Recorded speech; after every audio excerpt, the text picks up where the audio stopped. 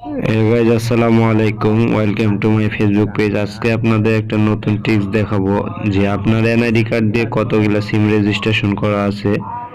তো চলেন যা শুরু করা যাক ভিডিওটা। আপনি প্রথমে আপনার ডায়াল প্যাডে ঢুকবেন। ডায়াল প্যাডে ঢুকে *16001# কল দিবেন যে কোনো সিমে। আমার দুইটা সিম, আমি যে কোনো সিমে দিতে পারেন।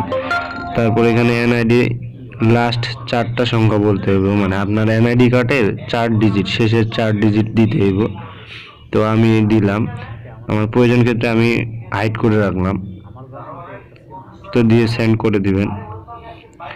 সেন্ড করে দিয়ে দেখছেন এখানে you will get an SMS। তো আপনি কিছুক্ষণের ভিতরে একটা SMS পাবেন। আমি পেয়ে গেছি।